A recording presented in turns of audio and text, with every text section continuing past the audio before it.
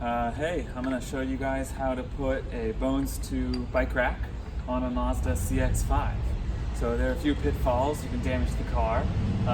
Most notably, if you come up here and look closely, I have done little cracks in the sides of my lights there and on the other side right here. So you want to make sure you avoid putting it on the wrong way. So I already have it set up, so I put it feet down here, and then you look on top of these, and it says upper here, and you can put it right there. And you find the other one right here. It says upper. It's also the biggest one. Put it up here, and then to tighten, you just press the little tab and pull away like that. And then you kind of do that on the other side as well, like so. So then you have two more. One of them says side, and that one goes on the side. I'm putting it right up here. And then the other one says lower, and so you can put that one down on the bottom. So to get these lower ones in, they say lower. Kind of have to open the trunk a little bit and put them underneath, and then tighten them a little bit. Same thing with this one, put underneath, and then tighten a bit. I'm gonna twist this a little bit. Now, the key point where you can injure the car is whenever you're closing the trunk on the bike rack. It's possible for these side ones to slide down. So, say we open the trunk, and then you've been doing some things, and this can slide down to be right about here. And if you close the trunk right here, it's going to hit the light, and it's going to make that crack happen.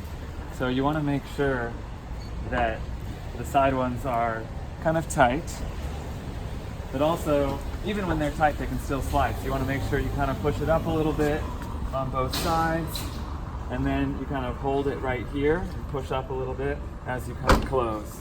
And then you have like the closed trunk. If you don't kind of hold up here, then it can kind of fall a little bit. These can fall down, and the legs will like hit pretty hard. So here it's generally set up. You can kind of make sure it's straight. You can tighten these top ones a little bit. And you can just kind of tighten all the straps so that it generally doesn't move a lot. Now when you have some bicycles on here, with this car, the straps are going over the spoiler here, so it puts a lot of pressure on it. So you shouldn't be putting on heavy bikes. Like 2 road bikes will be fine, but don't put on like 2 big, heavy commuter bikes or electric bikes or something like that. Even when you put on 2 road bikes, this is not going to be touching the glass anymore, because it's going to really be like weighing back, and you can see that space between the window. So this is how you're going to be driving like this.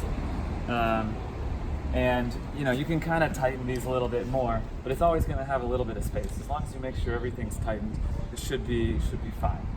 So once it's set up, you can open the trunk, you can confirm the sides, you can close it, and then to take it off, or I guess when you're actually going, you can probably take these straps and wrap them around, or stuff them in here or something so they're not flapping around. And I also have some bungee cords. And the bungee cords are good to wrap through the bike wheels to keep the wheels from moving. When you need to take it off, it's pretty simple. You just kind of loosen everything just a little bit. So then you don't have to do much work. Just kind of pull them out.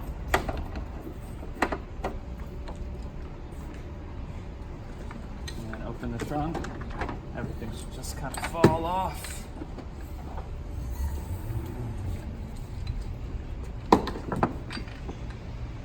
There it is. And here are the, bungee cords I have.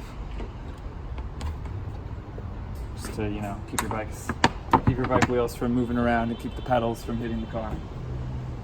Thanks for watching.